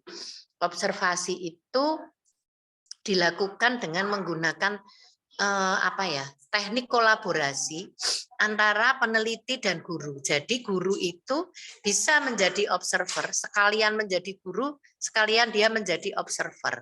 ya. Jadi apa namanya? Ada namanya itu partisipan. Jadi guru itu bisa menjadi partisipan sekalian, menjadi guru dan observer itu partisipan. Nah, kemudian observasi yang ada di sini mestinya berbeda dengan observasi yang di awal tadi ya. Observasi yang di awal tadi itu untuk mengidentifikasi masalah yang ada. Nah, kalau observasi yang ada di sini, pada saat tindakan itu dilakukan, pada saat guru itu melaksanakan rencana kita dalam siklus itu, observasi ini bertujuan untuk melihat, ya, berfungsi mengamati kesesuaian antara perencanaan dan pelaksanaan dan tindakan. Jadi iki sing dilakoni guru ki wis pas apa durung karo rencana sing mbok susun gitu. Sing disusun ki wis sesuai apa durung. Itu yang pertama. Yang kedua adalah dia melakukan pengukuran. Observasi ini nanti untuk melakukan pengukuran. Kemudian seberapa jauh observasi ini bertujuan juga seberapa jauh kondisi itu dapat mencapai tujuan yang diharapkan. Jadi kita akan melihat kondisi ini. Kita mengamati sambil berpikir kan gitu. Kemudian perencanaan bersama menggunakan format rencana observasi. Observasi meskipun hanya observasi mengamati, tetapi itu harus direncanakan. Tidak hanya sekedar observasi saja, gitu ya. Apa saja yang harus direncanakan? Yaitu ada di situ katakanlah kalau ada beberapa jenis observasi ya. Kalau dia observasinya itu terfokus hanya mengamati aspek-aspek tertentu ya sudah. Kalau Anda mengamati hanya aspek motivasi saja, maka Anda nggak usah mengamati hasil belajar. Kalau Anda mengamati meningkatkan komunikasi antar siswa misalnya, ya ora usah melihat motivasinya, tapi komunikasi antar siswa saja. Misalnya seperti itu, ya. Nah, kalau jenis observasinya itu terbuka, Anda cukup perlu hanya pakai kertas kosong saja, nggak usah pakai instrumen. Apapun yang terjadi pada saat Anda melakukan pengamatan observasi itu ditulis. Nah itu harus direncanakan dari awal. Orang yang asal-asalan observasi mengamati lah mau nih piye ki arep nganggo sing endi ki ngono. Pakai observasi terfokus, apakah yang terbuka gitu ya. Apa terstruktur? Nah, kalau terstruktur itu biasanya memakai lembar-lembar instrumen, enek angket, anak-anak tinggal tadi kan ada tinggal nyentang-nyentang kan gitu ya. Meningkatkan sikap sopan misalnya pada anak-anak lah itu kita dikasih kasih angket sikap misalnya. Nah, itu bisa sambil diamati nanti sikapnya seperti apa ya itu. Jadi itu harus direncanakan, kemudian menggunakan instrumen yang dibutuhkan instrumen yang dibutuhkan atau alat pengumpul data. Jadi instrumen itu sebagai alat untuk pengumpul data seperti angket, panduan wawancara. Kalau nanti kemudian harus wawancara, ya harus ada panduan, pedoman wawancara. Ora asal tekon kan gitu. Nanti karena takutnya tidak sesuai dengan tujuan yang akan kita capai. Itu. Termasuk di situ ada alat rekam, jadi yo direkam. Nah itu kan harus direncanakan juga itu. Atau juga dengan dokumentasi foto misalnya. Itu ya. Kemudian ada prinsip dalam observasi itu yaitu peneliti entah itu guru atau guru dan mahasiswa itu dapat menahan diri untuk tidak memberikan interpretasi. Ya, jadi orang menilai langsung, pengamatan ini, memang iki bocahe angel, iki memang ketika anak itu tidak ada motivasi belajar, kemudian di situ ada interpretasi ya yang Anda Anda tulis atau Anda rekam dalam pikiran Anda bahwa ini gurunya tidak menarik gitu, misalnya tidak menarik dalam mengajar. Padahal belum tentu. Ada anak yang motivasinya karena mungkin suasananya panas, kelasnya panas, ya. Atau mungkin ada anak yang di situ beberapa anak lagi sakit ya, nggak enak badan, jadi motivasi belajarnya juga menurun misalnya seperti itu. Atau mungkin sebetulnya guru Nekio ngajare juga memang menarik, tetapi suaranya nggak begitu keras misalnya. Nah, ini makanya jangan cepat-cepat, ojo gampang, jangan tergesa-gesa dalam membuat atau memberikan interpretasi dari observasi yang Anda lakukan. Nah, kemudian hasil observasi itu dapat dikonfirmasikan segera. Langsung hari itu. Jangan besok-besok, pemenang seminggu kas.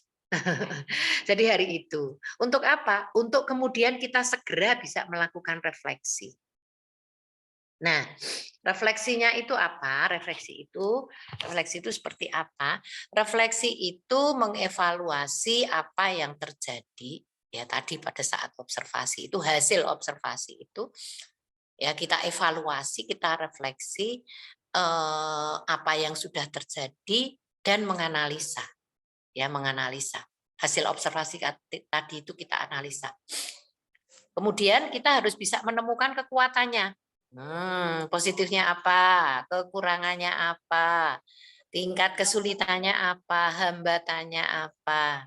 Nah, ini kalau penjenengan teman-teman semua itu bisa membuat SWOT, analisis SWOT itu bagus banget. Kita akan lebih mudah untuk mendapatkan solusi yang selanjutnya. Kalau itu akan dilanjutkan pada siklus kedua. Gitu. Dan kalau memang hasilnya itu memang tidak memungkinkan, belum berhasil ya. Kalau motivasi ya itu atau keterampilan itu kita harus punya target indikatore motivasi ki koyong ini itu kita harus punya. Nah, nanti kalau itu memang indikatornya itu sudah ada semua itu, ya sudah berarti sudah berhasil. Nah, tapi kalau memang ada yang belum, ada yang ki aku saya ragu-ragu baleni nih siklus kedua. Nah, kalau hasil belajar itu tadi seperti yang saya sampaikan, standarnya KKM kalau bisa. KKM kelas itu berapa? Kan KKM itu disusun atau dibuat sesuai dengan kemampuan anak-anak yang ada di situ kan? Ya harus sesuai. Kalau misalnya PAI itu 7,5 yo wis. Nanti kalau anak-anak ada yang 6 ya wis turun. Kalau 7 ya belum masuk di siklus kedua, dipiyeke meneh. Kekurangannya apa? Oh, ternyata mau hawane panas banget ing. Oh ya wis berarti dikei kipas angin. Kei angin-angin. Itu ya. Mau wis ngantuki, mau wis rodok bosen, oh dikei energizer, kei ice breaking. Ada game misalnya gitu ya.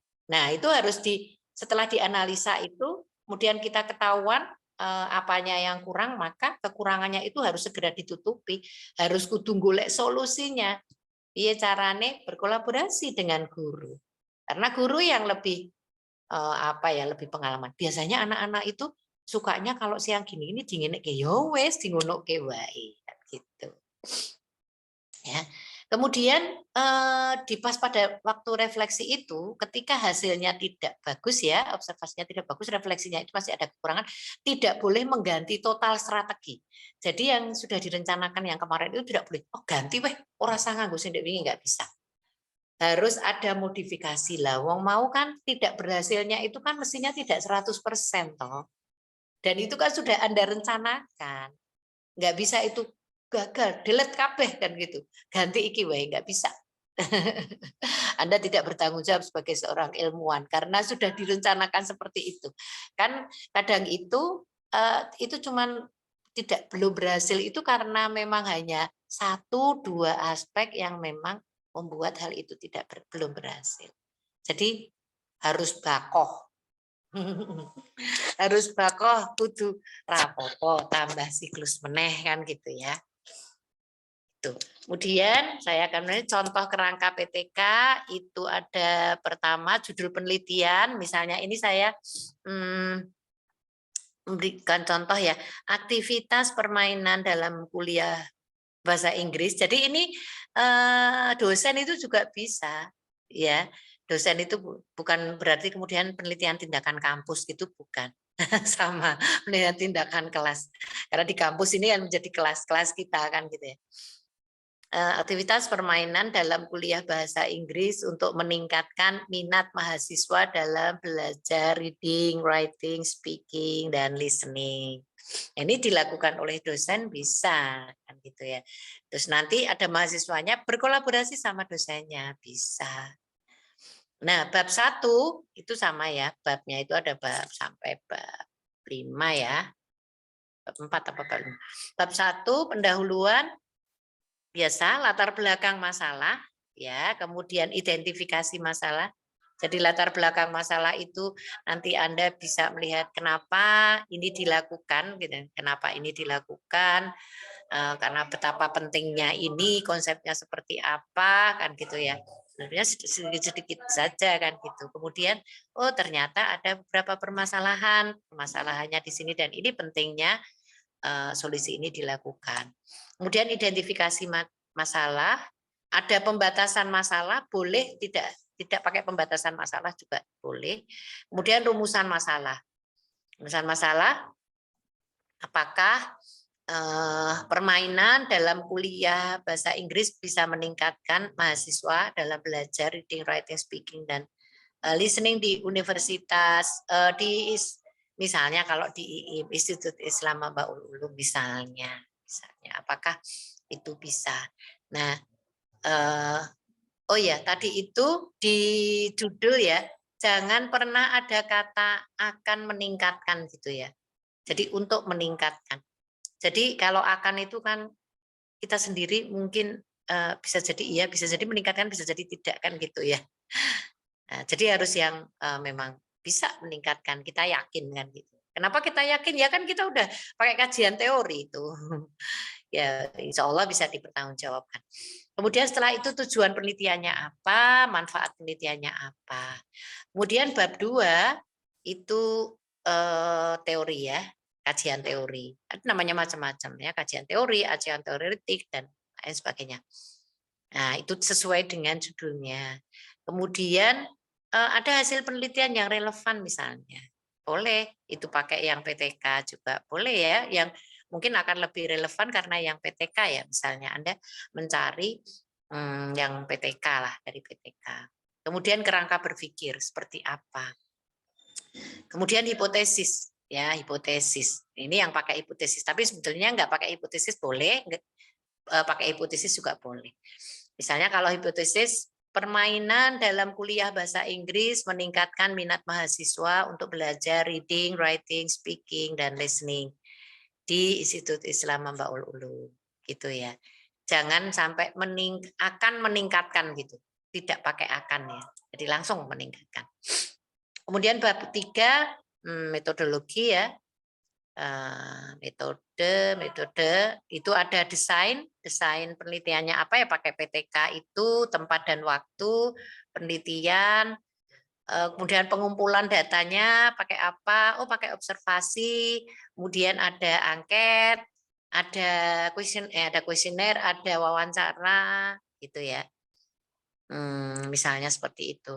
Kemudian metode analisis data yang sudah dikumpulkan dianalisis. Biasanya analisisnya bisa dengan kuantitatif dengan deskriptif kan gitu. Kalau ada wawancara ya itu mesti nanti ada narasi yang kita sampaikan.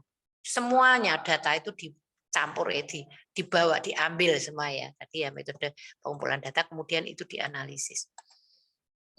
Kemudian bab 4 hasil dan pembahasan ya. Hasil dan pembahasannya seperti apa, kenapa di siklus pertama itu berhasil dalam beberapa aspek, tapi kurang berhasil di aspek ini misalnya. Nah itu dibahas di situ. Kemudian nanti direncanakan seperti ini, kenapa kita merencanakan di siklus kedua itu seperti ini, karena apa namanya, kekurangannya seperti ini, diharapkan akan begini. Nah, kemudian hasilnya, hasil akhir itu harus berhasil. Hasil akhir itu harus berhasil. Dan itu termasuk di hasil penelitian dan pembahasan. Kemudian di kesimpulan dan saran, simpulan ya, kemudian di situ ada daftar pustaka, ada lampiran-lampiran. Oke. Mungkin itu yang sementara ya, nanti kita kembangkan, tinggal 15 menit. Kita kembangkan dalam tanya jawab. Begitu Mas Vicky, mohon maaf saya ini jadi pakai HP Mas karena listriknya mati, Masya Allah. Ibu, matur nuwun. Yes. Biar pahalanya juga tambah banyak, Ibu. Amin. Ya, amin, Ibu. Izin, ini ada satu pertanyaan dari di kolom chat dari Mbak Hujatul Bariyah, Bu. Oke. Assalamualaikum Ibu, izin bertanya. Alhamdulillah, skripsi saya tentang PTK dengan permasalahan rendahnya nilai pada satu kelas tersebut. Ketika dilakukan PTK, alhamdulillah hasilnya meningkat. Akan tetapi, permasalahan di luar PTK tersebut adalah karakter siswanya di kelas tersebut yang susah dikendalikan. Dan ini memang setiap tahun ada satu kelas yang seperti ini. Dan jadi masalah buat guru yang lain juga. Pertanyaannya, bagaimana cara untuk mengontrol, mengendalikan peserta didik yang mempunyai karakter yang seperti itu? Terima kasih. Jadi penelitian satu malah muncul masalah satu lagi gitu. Nah, tadi seperti yang saya sampaikan ya, apa namanya? Ada memang guru-guru itu yang melakukan penelitian PTK itu jadi neruske gitu, neruske dari aspek-aspek yang muncul. Nah, sebetulnya sebaiknya tidak ya. Jadi pertama kalau tadi nilai kan, berarti hasil belajar. Nah, hasil belajar itu alhamdulillah meningkat. Tapi coba dilihat dulu apakah hasil belajar itu sudah sesuai, nilai hasil belajar itu sudah sesuai dengan apa yang diharapkan. Tadi saya sampaikan bahwa standarnya, indikatornya adalah KKM. Nah, apakah meningkat, Mbak? Misalnya Dekben awal iki 6 rata-rata.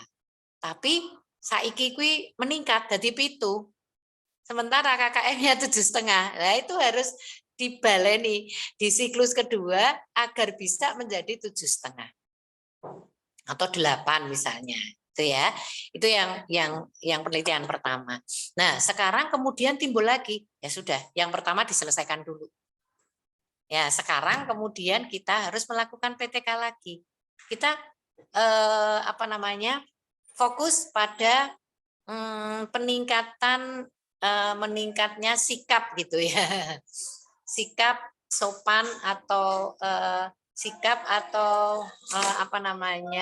perilaku gitu ya, perilaku pada anak misalnya. Nah, setelah itu kita kan masalahnya adalah sikap ya dan perilaku ya, sikap dan perilaku. Maka kita kemudian harus mencari jawabannya. Solusinya apa? Oh, bocah ki ini kelas berapa? Misalnya kelas SD atau SMP. Maka kalau SMP itu bisa dipakai teman sejawat itu apa namanya? Ya, teman sejawat ya. Teman sejawat misalnya kita pakai metode itu. Atau kita pakai pengefektivitasan bimbingan konseling misalnya, ya. Atau kita pakai dengan pemberian pemutaran video misalnya gitu, pemutaran video yang tentang sikap dan perilaku. Nah, misalnya seperti itu ya. Ini hanya contoh-contoh saja. Nanti dilihat di teori-teori. Untuk anak-anak perkembangan ini anak SD, perkembangannya sekian, itu biasanya perilakunya itu bisa dilunakkan dengan apa. Itu kan di teori banyak. SMP seperti apa, SMA seperti apa. Nah, itu nanti kemudian bisa dijadikan salah satu solusi yang akan kita lakukan. Misalnya kalau tadi pemaknaan nilai dari video atau film yang diputar. misalnya, itu bisa satu siklus itu bisa 3 kali pertemuan atau 4 kali pertemuan.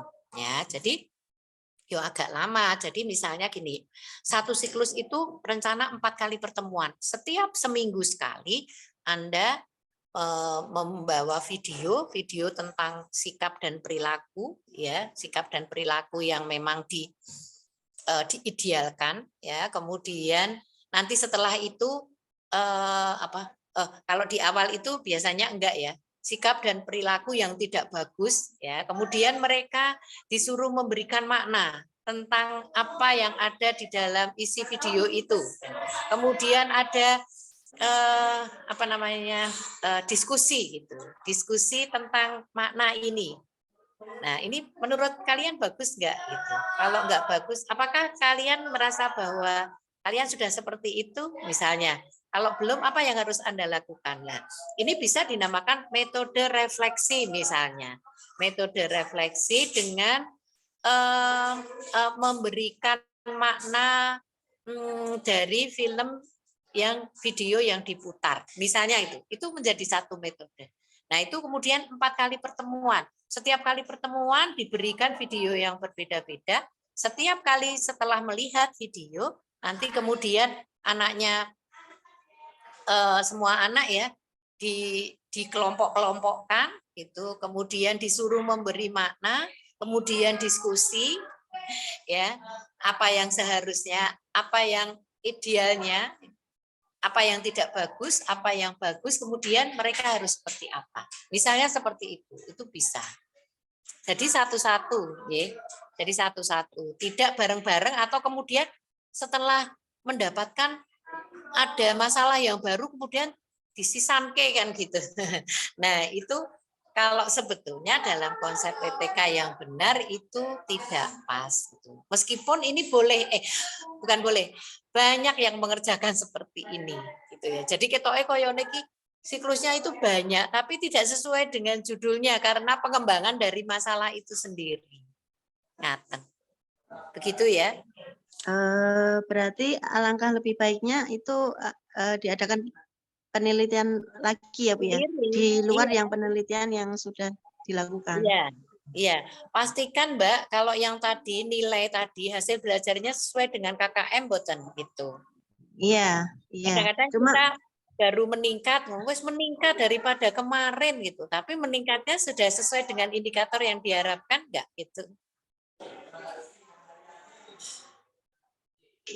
Iya Bu, paham Bu. Iya, matur nuwun. Iya, sami-sami.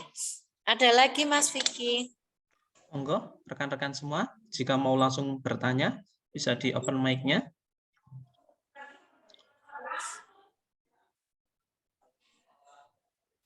Oh, nampaknya sudah ini Bu, sudah. Sudah ya. Saya juga share materi juga biar bisa langsung dipelajari.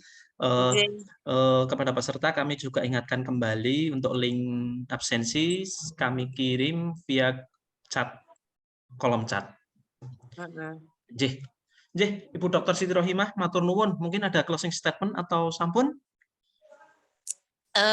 Closing statement-nya apa ya? Jadi ketika Anda sebagai mahasiswa melakukan PTK, jadi kadang-kadang PTS dan PTK itu dianggap sebagai sesuatu yang gampang dan disepelekan. Memang ada beberapa artikel yang mengatakan bahwa PTK itu semi, penelitian pakai semi itu jadi dianggap tidak tenanan gitu, tetapi kalau Anda melakukannya dengan bersungguh-sungguh ini dan Anda melakukan sesuai dengan prosedur penelitian PTS atau PTK yang benar, maka insya Allah Anda sudah melakukan sesuatu yang positif, sudah menjadi problem solver bagi satu masalah.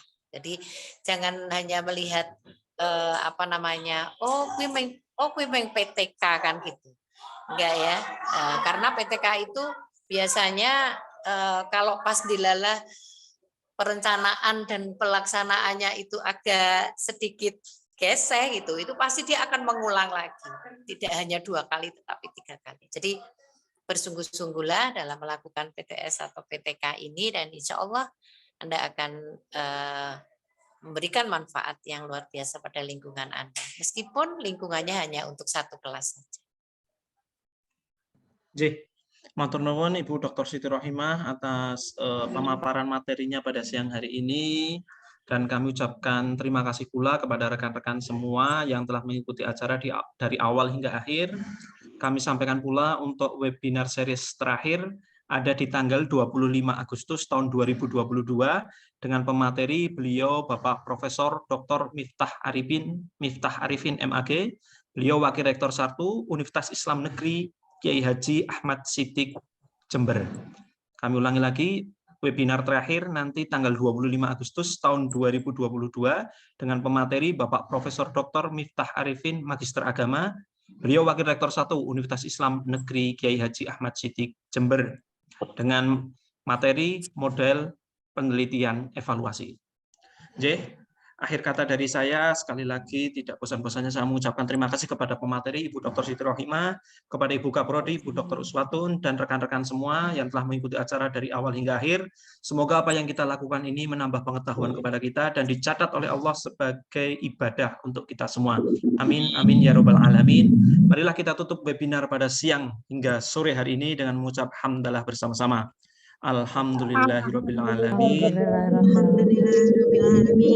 Tidak ada salah kata atau perbuatan yang kurang berkenan, saya mohon maaf yang sebesar-besarnya atas nama pribadi maupun atas nama panitia. Sekian, Assalamualaikum warahmatullahi wabarakatuh.